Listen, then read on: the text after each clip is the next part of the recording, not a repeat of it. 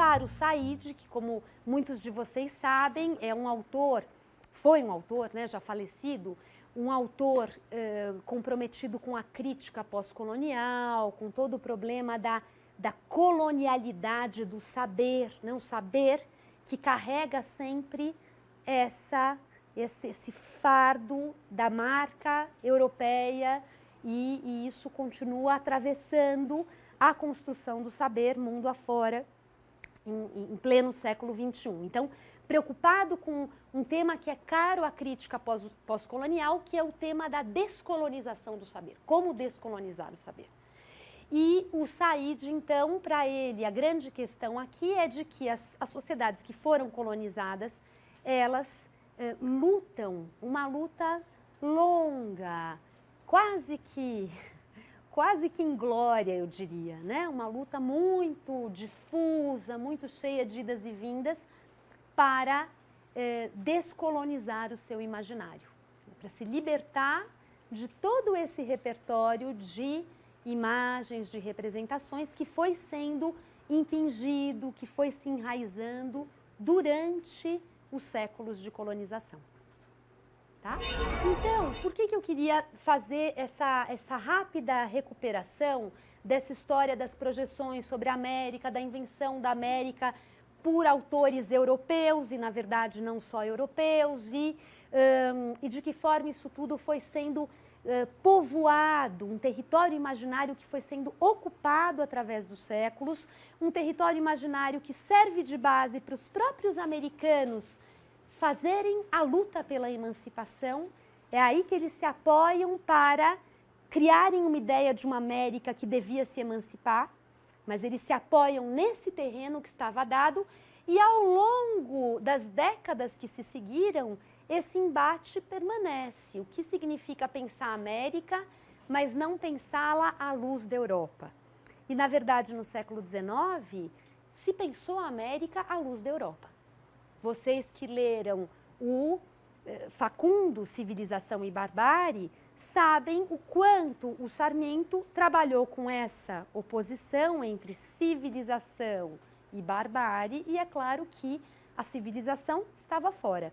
E a barbárie era aquilo que dominava, a não ser em certas ilhas, esse mundo argentino do século XIX. Então, os americanos pensaram a América do século XIX à luz da Europa. E a virada do século XIX para o XX representou um momento de inflexão nessa tônica, nessa toada. Porque na virada do século XIX para o XX, nós temos talvez aqui os primeiros sinais claros dessa hipótese do Said, ou seja, de que alguns autores estavam começando a buscar referenciais outros para pensar a América, que não de uma forma tão colada, tão subordinada ao modelo europeu.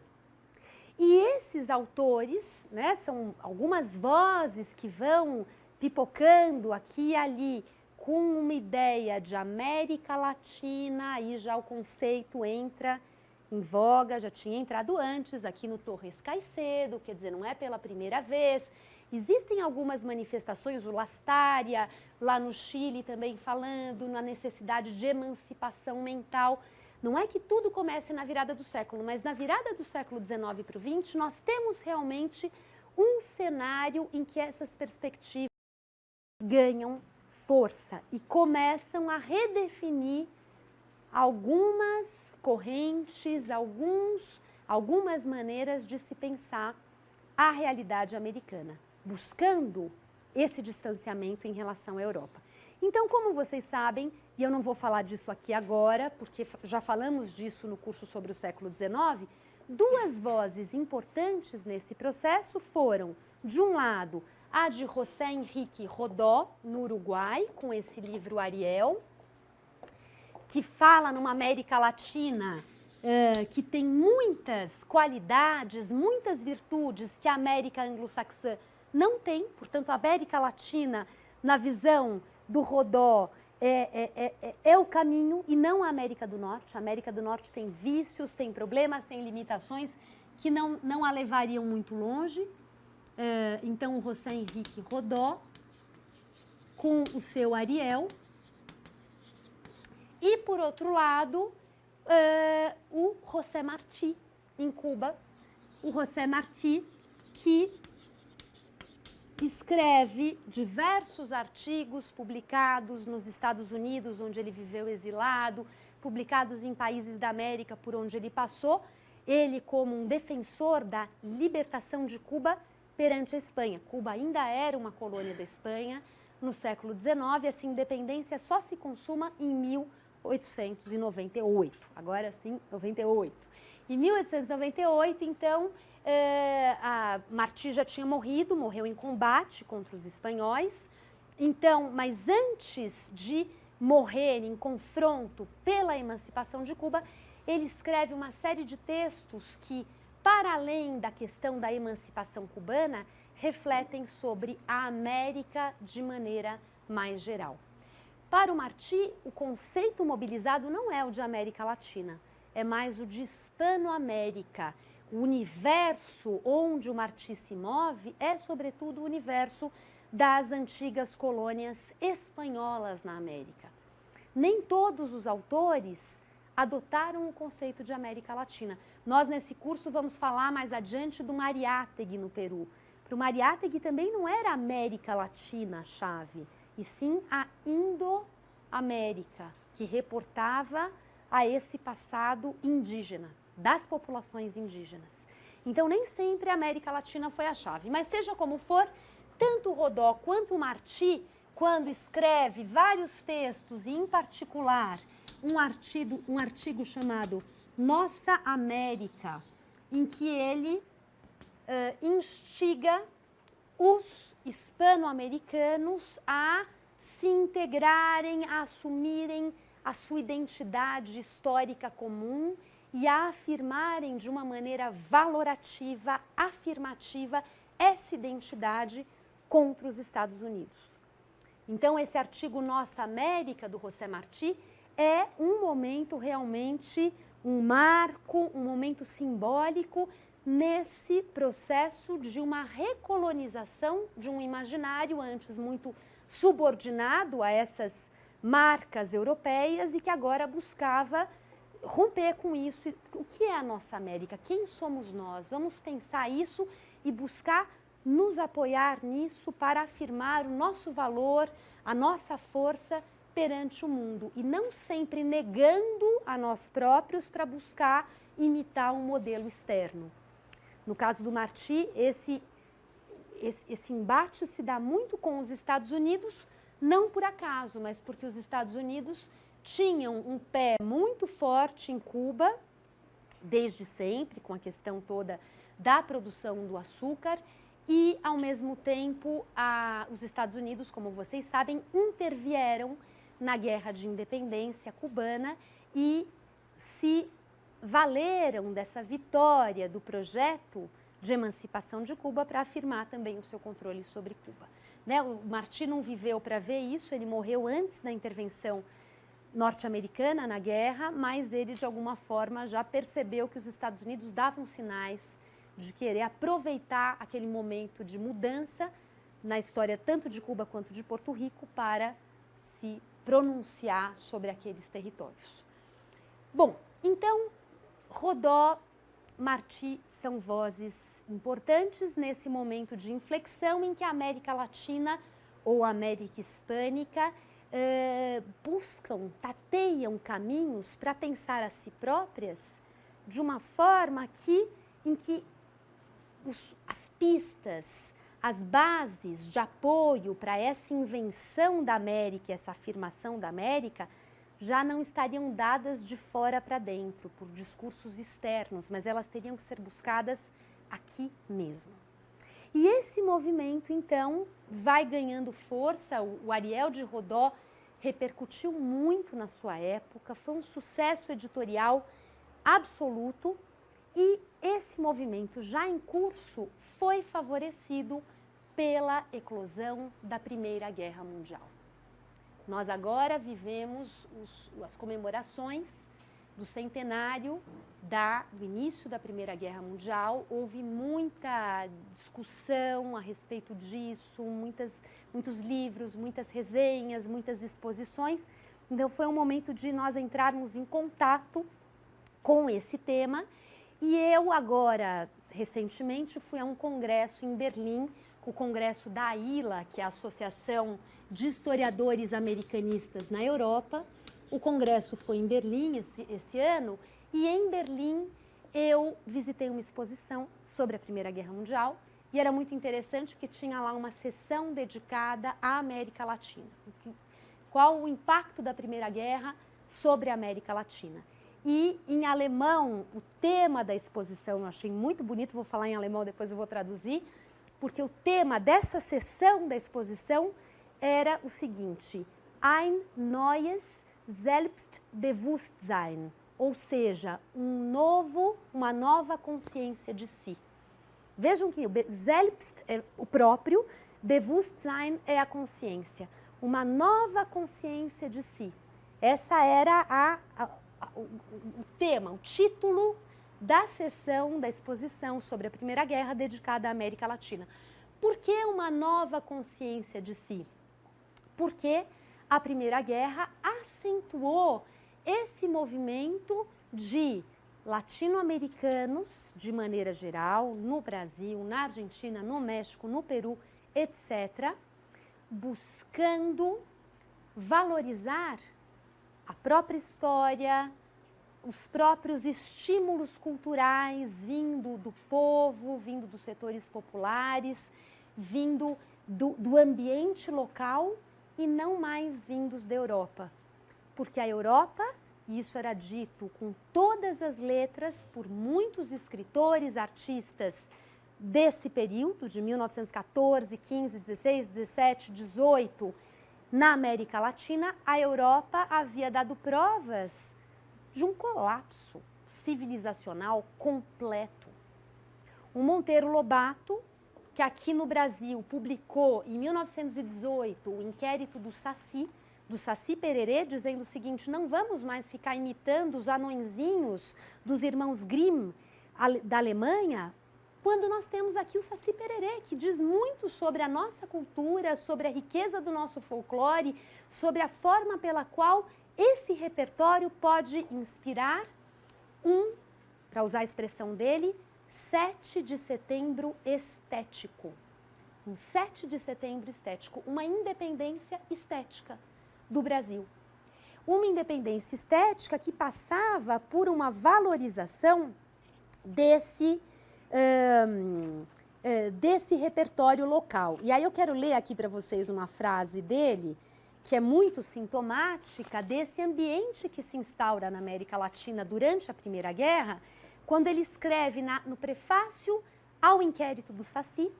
Vocês sabem que o inquérito do Saci, o Lobato fez um inquérito através do jornal Estado de São Paulo, pedindo que as pessoas relatassem o que elas sabiam sobre o Saci Pererê.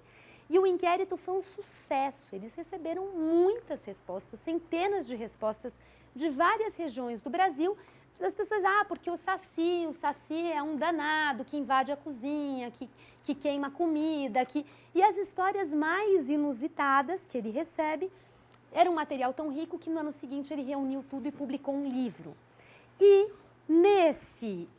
no prefácio desse livro, ele escreveu o seguinte, que o Saci surgia com suas travessuras para nos aliviar do pesadelo e desviar a nossa atenção para o quadro mais ameno que o de trucidar os povos.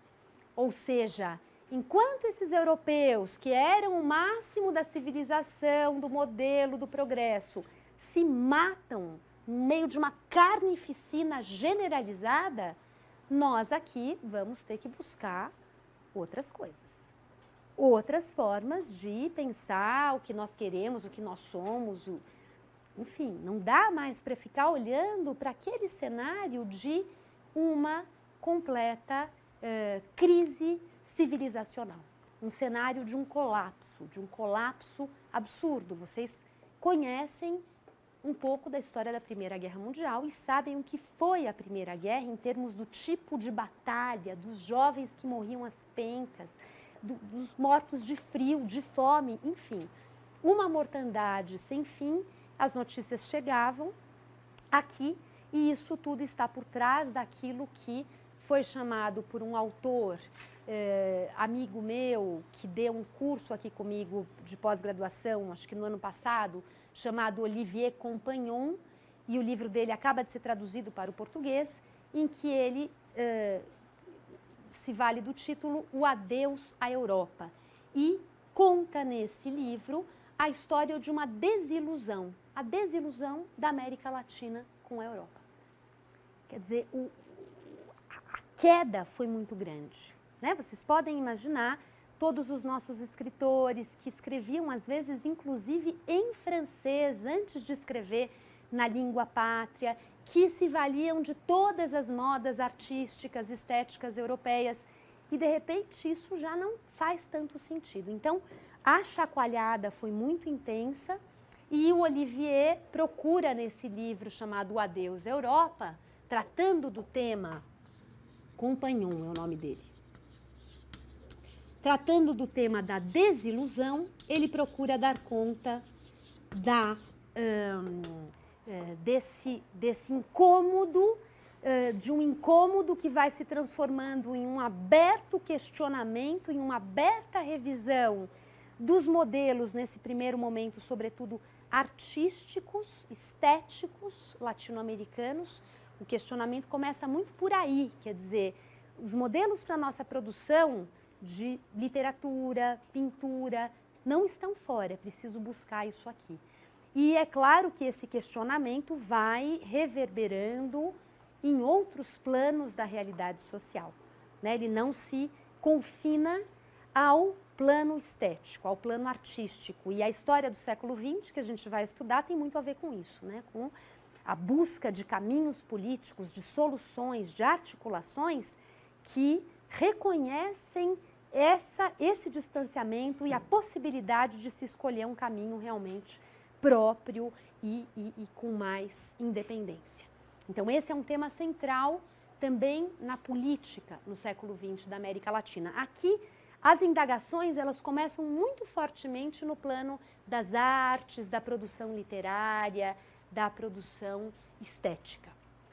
Esse exemplo do Lobato é um exemplo de um autor que não participou da Semana de Arte Moderna, que inclusive se indispôs com muitos dos integrantes da Semana de Arte Moderna. O Lobato ficou um pouco mal visto por esse grupo, mas eu quero falar dele porque ele nos abre portas para vários processos que são decorrentes desse que eu descrevi aqui.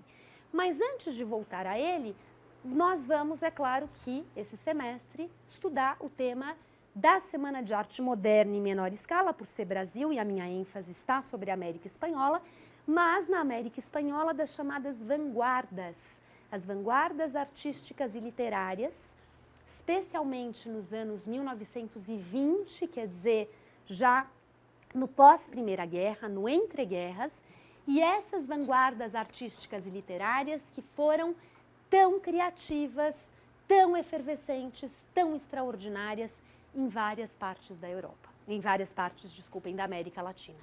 E essas vanguardas literárias que, claro, que dialogavam com as vanguardas literárias europeias, né, com dadaístas, surrealistas, etc.